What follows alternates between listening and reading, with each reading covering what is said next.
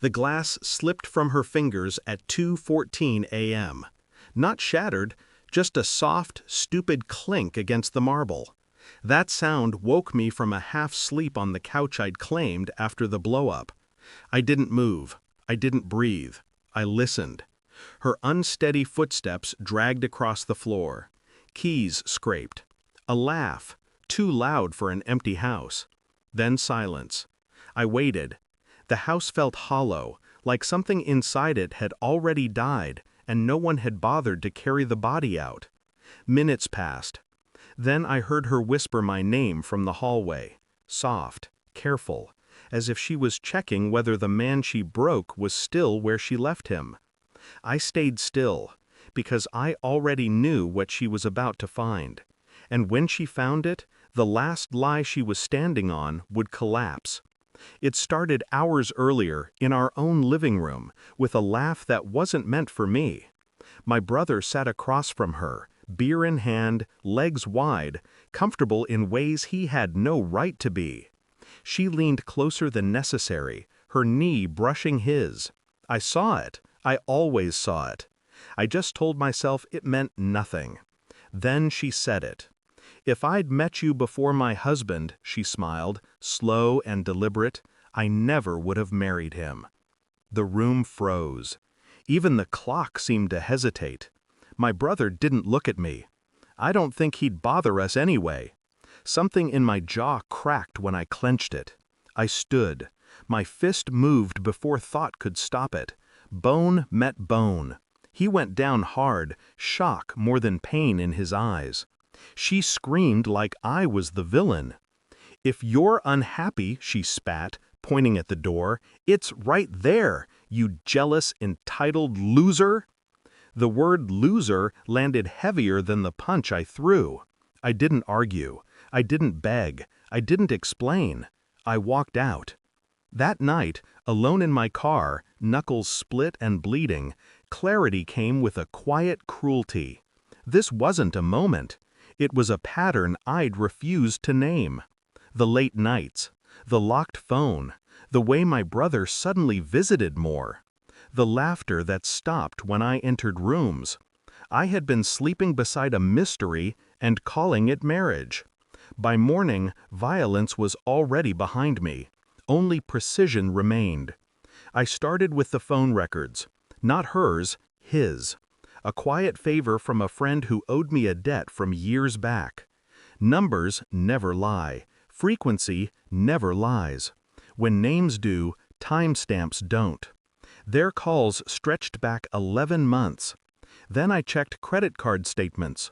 Her girls' nights. His overtime. Same bars, same nights, same charges 30 minutes apart. Patterns formed like constellations. I stopped feeling and started assembling. I installed a data mirror on our shared cloud. Every message she deleted lived again in silence. I read everything, with hands that no longer shook. I wish he'd disappear. You touched me in my dreams last night. Tomorrow, when he's at work, I watched my life rewrite itself in cold, glowing text. Still, I needed confirmation that hurt the most. So I scheduled the test. Because sometimes truth needs a signature. The envelope arrived at noon. Plain, white, quiet. It felt heavier than paper should. She wasn't home yet. I sat at the table where she used to trace circles on my wrist while pretending to listen to my day. The results were simple, brutal in their simplicity. The child she told me was mine wasn't.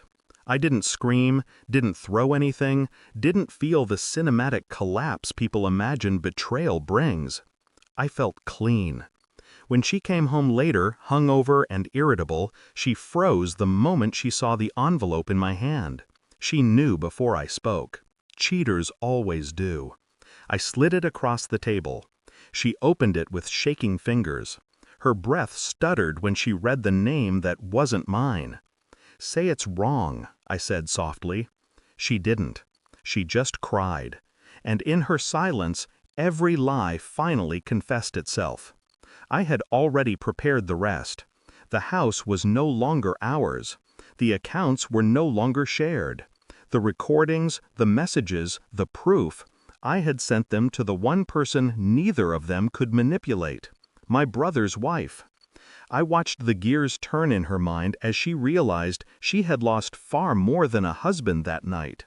She had lost her stories, her safety net, her borrowed credibility. She tried apologies, then threats, then longing. None of them reached me. At 2:14 a.m., drunk and desperate, she finally stumbled into the bedroom. And that's when her face froze. The closet was empty, her favorite dress gone, my suits gone, the jewelry tray empty. Only the bed remained, neat, untouched. On the pillow where my head used to be, I left the final document, divorce papers, signed. She collapsed to the floor, screaming into a room that no longer belonged to her. I didn't hear it. I was already driving through a city that felt larger without her in it. Now, months later, people ask how I survived it.